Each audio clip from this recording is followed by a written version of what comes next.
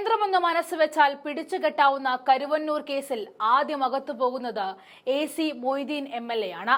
Karuvannur bank തട്ടിപ്പെന്ന ഒറ്റ വിഷയം കൊണ്ട് തന്നെ CPIM തകർന്നടിയാൻ പോകുന്ന മണ്ഡലമാണ് കുന്നംകുളം.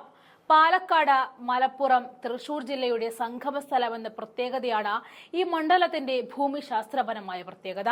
കുന്നംകുളം നിയമസഭാ മണ്ഡലം ആലത്തൂർ ലോക്സഭാ മണ്ഡലത്തിൽ ഉൾപ്പെടുന്ന 7 സംസ്ഥാന നിയമസഭാ മണ്ഡലങ്ങളിൽ ഒന്നാണിത്. കുന്നംകുളത്തെ ഇക്കഴിഞ്ഞ വർഷങ്ങളിൽ ഫേമസ് ആക്കിയത് കരുവന്നൂർ ബാങ്ക് തട്ടിപ്പ് വിഷയം തന്നെയായിരുന്നു. ഇടതുപക്ഷത്തിന്റെ ദുരാഗ്രഹ കറപുരണ്ട തട്ടിപ്പായിരുന്നു കരുവന്നൂർ തട്ടിപ്പ്. വടക്കാഞ്ചേരി മുനിസിപ്പൽ കൌൺസിലർ അരവിന്ദാക്ഷൻ കരുവന്നൂർ തട്ടിപ്പ് കേസിൽ ജയിലിൽ കിടക്കുകയും ആലത്തൂർ MP-യായ K രാധാകൃഷ്ണനും MLA AC മൊയ്തീനും വർഗീസും പാർട്ടി ഭാരവാഹികൾ എന്ന നിലയിൽ ചോദ്യം ചെയ്യപ്പെടലിന് വിധേയമായിരിക്കുന്ന സാഹചര്യത്തിലാണ് നിയമസഭാ തെരഞ്ഞെടുപ്പിലേക്ക് കുന്നംകുളം കളമൊരുങ്ങുന്നത്. ശക്തമായ ഭരണവിരുദ്ധ വികാരം അലയടിക്കുന്ന കുന്നംകുളത്ത് ഇനിയൊരു ഇടത് MLA സ്വപ്നങ്ങളിൽ മാത്രം. ആ സാഹചര്യത്തിൽ കോൺഗ്രസിന്റെ ഭാഗ്യദശ 1/4 നൂറ്റാണ്ടിന് ശേഷം കുന്നംകുളത്ത് തെളിഞ്ഞു എന്ന് തന്നെ പറയാം. കോൺഗ്രസിനെ സംബന്ധിച്ച് തെറ്റില്ലാത്ത ഒരു ചരിത്രം തന്നെ തൃശൂരിൽ ഉണ്ടെന്ന് തന്നെ പറയാം. K കരുണാകരൻ, സുധീരൻ തുടങ്ങിയ മഹാരഥന്മാർ കേരള നിയമസഭയിലേക്ക് നിരന്തരമായി അയച്ചിരുന്ന ജില്ലയാണ്. ആ തൃശൂർ ജില്ലയിലെ ഒരു മണ്ഡലമാണ് കുന്നംകുളം. ഒരു കാലത്ത് കോൺഗ്രസിന്റെ ഉറച്ച കോട്ടയായിരുന്ന കുന്നംകുളം മണ്ഡലം 2021 അസംബ്ലി തിരഞ്ഞെടുപ്പിലും 2024 പാർലമെന്റ് തിരഞ്ഞെടുപ്പിലുമാണ് കോൺഗ്രസിനെ കൈവിട്ടു പോയത്.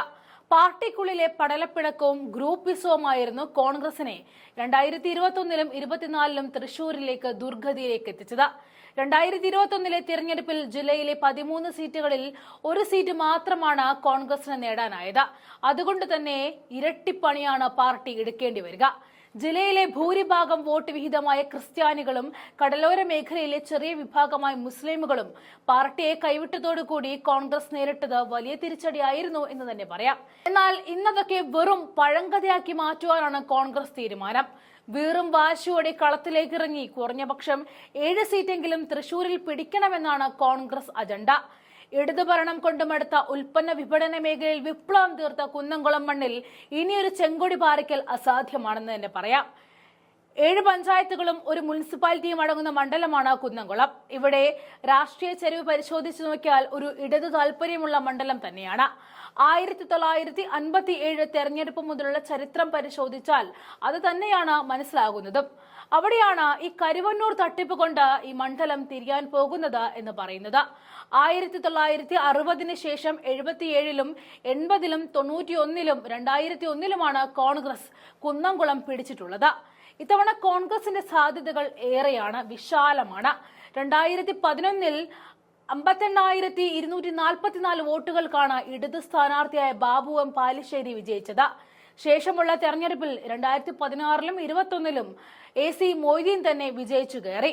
2016-ൽ CMPയുടെ CP ജോണിനെ 7,782 വോട്ടുകൾക്കും 21-ൽ കോൺഗ്രസിന്റെ K ജയശങ്കറെ മൊയ്തീൻ 26,631 വോട്ടിന്റെ ഭൂരിപക്ഷത്തിനാണ് തോൽപ്പിച്ചത്. CPIMന്റെ ഒരു ചരിത്രമനുസരിച്ച് 2 തവണ നിർത്തിയ സ്ഥാനാർത്ഥിയെ 3ാമത് നിർത്തുന്ന പാരമ്പര്യമില്ല. അതുകൊണ്ട് തന്നെ മൊയ്തീൻ കുന്നംകുളത്തിന്റെ ചിത്രത്തിൽ നിന്നും മായുമെന്നുറപ്പാണ്. കുന്നംകുളം നിയമസഭയിലെ വോട്ടർമാരുടെ എണ്ണം 78.91%. അതിൽ പട്ടികജാതി വോട്ടർമാരുടെ ഏകദേശം 13.68%, പട്ടികവർഗ വോട്ടർമാർ 0.12%, മുസ്ലിം വോട്ടർമാർ ഏകദേശം 19.9%, ക്രിസ്ത്യൻ വോട്ടർമാർ ഏകദേശം 14.6%, ഹിന്ദു വോട്ടർമാർ ഏകദേശം 65.5%മാണ് ഉള്ളത്. അതിൽ തന്നെ ഗ്രാമീണ വോട്ടുകൾ പരിശോധിക്കുകയാണെങ്കിൽ 26.57%. നഗരസഭാ വോട്ടർമാരിലേക്ക് പോവുകയാണെങ്കിൽ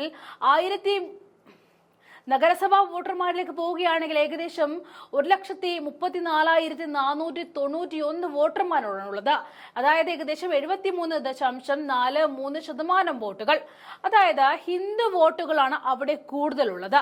2024 ലോക്സഭാ തെരഞ്ഞെടുപ്പിൽ 1,00,000-ൽ കൂടുതൽ വോട്ടുകൾ നേടിയെടുത്ത CPIMന്റെ കെ രാധാകൃഷ്ണനോട് ഇഞ്ചോടിഞ്ച് പോരാട്ടം കാഴ്ചവെക്കാൻ രമ്യ ഹരിദാസിനായി എന്നതും ശ്രദ്ധേയം തന്നെ.